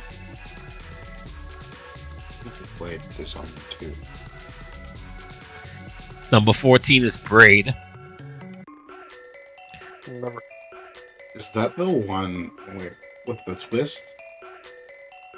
I don't remember. It's the 2D one that has time mechanics in it. I forget. Yeah. And then it has a twist. And then number 15, Back to the Future Telltale game. Like that. It is great. That is one of the few Telltale games I wish that had a sequel. Because it perfectly set up a sequel for what shenanigans happened as a result of the game.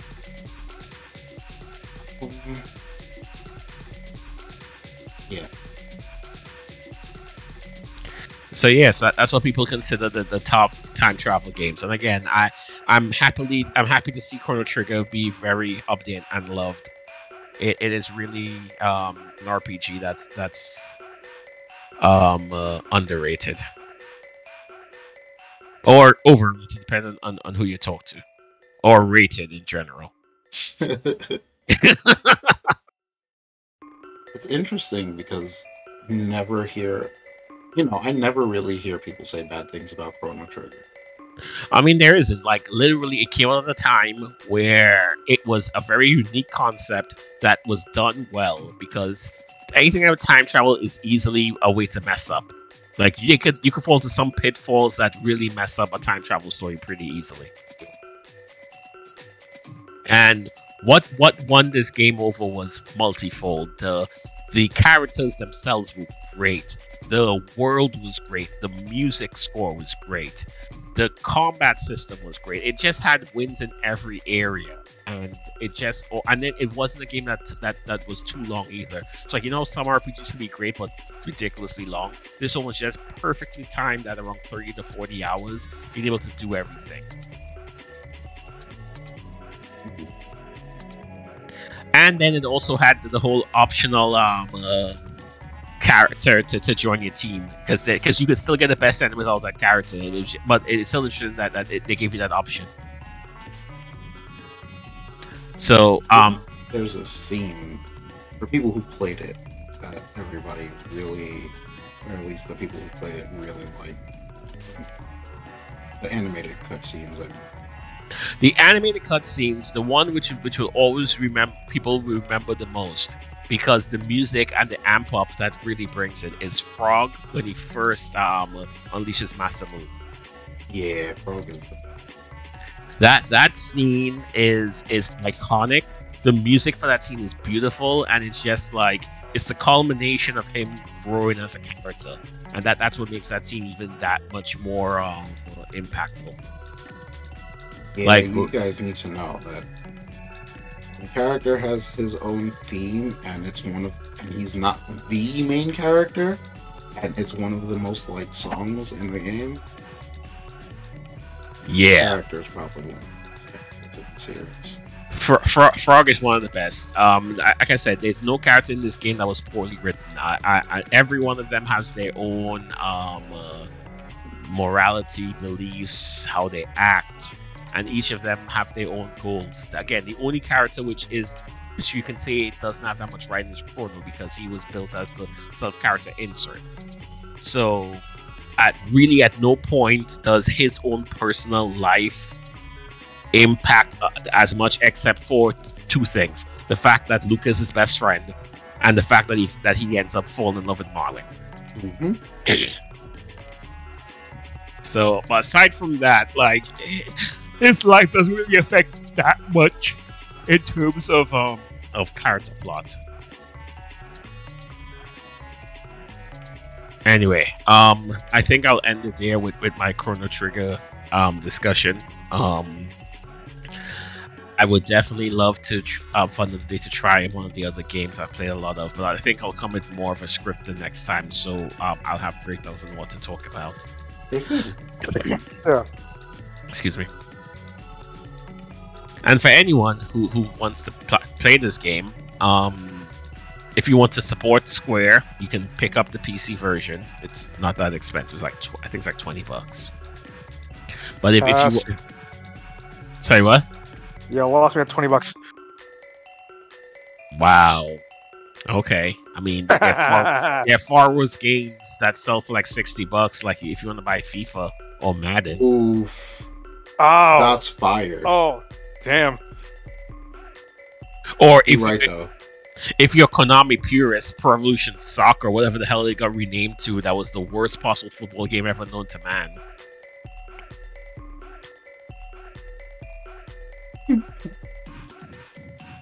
So yeah, like I said, give it a try. You won't be disappointed. It is a fun game, and never play Chrono Cross for a sequel. Do not even try to assume it's a sequel. You will get disappointed. Absolutely. Alternate timeline. Yeah, alternate timeline. Just assume that what happened there was someone got drunk. Someone got drunk and everybody died. Yeah. Let's leave it as that. Okay. So, Sonny, not sure if you want to discuss anything else, but I think I'm good to end with Chrono Trigger there. Okay. I mean, this is your thing, so if you're good to end, then good. Yep. I remember, if you want to see Sonny suffer more by making more voices in Super Robot Wars, just let me know. There's still other character DLCs he doesn't own yet. Right, save your monies. Question for Yes. that Super Robot Wars game: are there characters from Gundam Unicorn in there? Well, Gundam Narrative is the movie that was based on Gundam Unicorn. That was based on Gundam Phoenix, which is the sequel to Unicorn. But you do see Vanaja and you do see Minerva at some points, but they aren't the focal points of the story. Okay. Because I just rewatched it and I'm like, huh. Put one more, like, let's see, Gundam Unicorn and I think it was Gundam Thunderbolt. Or If you want to whichever one had the Wars, jazz. that'd be Thunderbolt. Yeah. Thunderbolt has not been in a Super Wars game yet. If you want Unicorn, you can play Super Wars V on the PS4. Cool. because that one's also fully English translated. If you there's also a PC release, but it's only on the Asian Steam store. So good luck with that. I don't know any of those characters. All I got is not anybody. Heck. All you got is a kid that has a bunch of robots listening to him. Yeah, that's annoying. Yuta, 9 years old, is telling a robot what to do. Yeah, well, he is. gave the first robot a heart. It's so stupid. You know it's dumb. That's how the show is. It's a super robot show. You don't take it seriously. You watch it for the action. Well, I mean, it's pretty obvious that everybody's like, hey, you're kind of like 9 years old. Don't go out into the field. 9-year-old boy is like, no, I'm going to go out into the field because I'm the leader of the Brave Police. Even the robot's like, yo, I don't think this is a good idea. And he gets 5 seconds in, he gets captured by a creepy old man, and it turns out that's his plan all along. Since when is a 9-year-old that forward thinking? No, it happens sometimes. It's called being isekai. Hey, look, it's Truckun driving up to send you to another wonderful adventure. Yo. Speaking of, I started reading this new manual called Archmage Streamer. So chapter 1 has the funniest Truckun fake out. So he's walking on the street at night. It's raining. He sees Truckun is about to kill him. He moves out of the way in time. The truck crashes, and he survives. Like, oh god, if I had stepped forward, I would have died. The truck had hit a pole, and an electric wire fell off the pole and electrocuted him. Truckun never misses. But here's the funny part: he wakes up and survived the electrocution. He's alive. Oh, really? But here's the catch: the electrocution has somehow changed his biometrics, so everything in this world which is biocode no longer works for him. Of course. It makes no sense. Oh man! But yes, so Truckun didn't reincarnate him into a new world. He just He just made him no longer be like a real person in this world, because nothing recognizes him anymore. Except for humans, but like technology's like, sorry, you aren't registered. Like, oh god. So like doors at the at a deli or whatever, those like automatic doors are just blown open for him. No, not those. Like things which are biocode. So like the entrance to his apartment is biocode. He can't get into his apartment.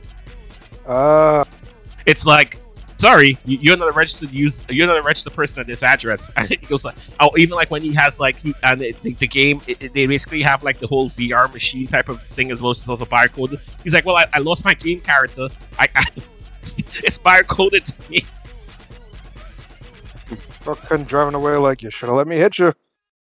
Yeah, you could. Oh, look at that! You could be reincarnated to a new world, be like a top person in it. But no, you had to do this. Let me kill you. Yep. Anyway, that's my 2 cents. Isekai is a virus that needs to die. I can't wait for Isekai animes and stuff to stop coming out. It's oh god, it's like it's like some of them are good, but then there's like most of them that are just power fantasies. Well, yeah, most of them are the barrel. We know this. There are a few of them which are power fantasies and good. Like Slime is a good power fantasy. Mushoku Tensen's a good one. Sorry, what? The time I got reincarnated as a slime? Yes. Yeah, that, but also Mushoku Tensei. It's like, yeah, he gets like power, but after that, nothing is easy for him. And then there's also what's this one? I just forgot the name of it. Well, Overlord is also technically Isekai, but not reincarnation. Let's see. And there's one where there's like it's like this is like prime time power fantasy. Like like his whole class gets isekai'd, and he's like the bottom of the barrel. But then for laughs, like some people leave him to die in a dungeon, But then Oh god! Oh, I but- read it. Oh gosh! You mean Edgelord? yes, he eats a demon wolf and like for months, but then he just gets super strength and he just starts. And then he learns battle alchemy. Like he can just make shit.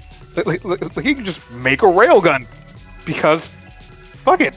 And then every other girl that he meets either wants to bang him or just wants all of his attention to then bang him. Yeah, I refer to it as just all kinds of edgelord fantasy fanwang pad. Right, and to top it all off, if anyone crosses him, they're an enemy. Here's a classmate, and he shoots him in the fucking face in front of everyone Again, to he's send the a edgelord. message. And now they got a season 2. Yeah, after like 4 years. Yeah, I've never had the interest in watching it. Yeah, I I've mean, had like, enough. so some of them are just so bad and so generic that it's like, you just have like a bingo board. You're just checking off everything which is reused and replayed, and there are a few ones of them which are very interesting and unique, and then but most of them are just like generic trash. Aren't they all? Not all. Some of them do some unique ideas that isn't related to power fantasy fan rank. Like one which I actually liked, only got 1 season, was oh my god, what's the name of this thing? Where a bunch of people got isekai, but it's basically you trapped in an unforgiven world, and they basically have to like group together and try and survive by working together. Oh, Fairy Tale of Ash and something. Yeah. Grimgarden or something. Yeah. Where they eventually get into a fight with a goblin, and they almost get wrecked by one goblin. They almost get wrecked by it. It's basically that one was more of a realistic one where they're there, they have to learn how to survive, and this is not like power fantasy. You will die. Yeah. Those type of ones I'm okay with more because it's more realistic. But not like the ones where it's like, I'm here, I'm the most broken person here because I have knowledge of something that it doesn't exist. Yeah, Shield Hero. Yeah. yes. Like, Shield Hero's toxic, and so is the fan base. Holy crap. Shield Hero fan base is toxic only because of the first episode. We all know that people are like, oh god, it's controversy, rape, or sorry, not rape, assumption of rape. honestly, compared to other things that they have in anime, Shield Hero is pretty tame. Yeah, like a worse one is Redo of Healer. Yeah, that one. Let's not talk about that one. But moving back to the isekai thing, Mushoku Tensei, it's like that guy, his life sucked in his, like, when he was, alive. So he willingly just, like, forgot everything. Like, he wanted to just immerse himself in all the magical lore. And he was a grown-ass man, so yeah, he's a pervert. So, yeah, it's, like... That's even creepier. At least he questions it. That's still At creepy, least- though. It is. People know. But then life happens, and honestly, he has some happy moments, but then the hits just keep coming. Like season 2 ends with him bawling his fucking eyes out. Like it gets bad. Yeah. So, I it should probably be a podcast topic rather than us talking about it during a Chrono Trigger stream. that's perfectly fine. We can have isekai, the good, the bad, the ugly. They all Yeah. love me. They all lovely. I wouldn't Luckily, say Reader Pillar is not isekai. We don't have to talk about that. okay, isekai / reincarnation, the good, the bad, the ugly, because they basically overlap each other at some point. Pretty much. Yeah. Okay, so Does Sword Art Online count as isekai? what? Which one? Sword Online? Sort Yeah. of, yeah. They're trapped in a virtual world, which is technically another world. Yeah. Also, the .hack series did it better. Yes. Well, we know that. And I mean, one of the earliest isekais known to man, Inuyasha.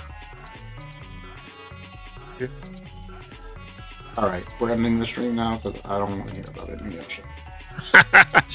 Kogome! Inuyasha! We're not. We're not. I'm out. We're done. Iron Reaper Soul Stealer! Sit, Sonny. We're done. We're done.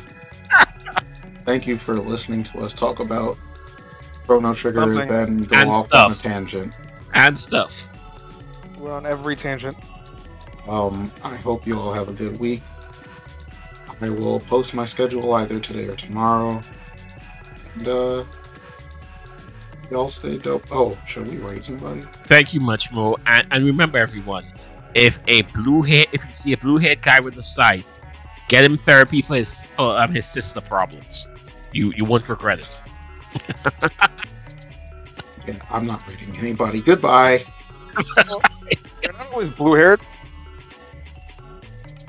Goodbye. White-haired ones?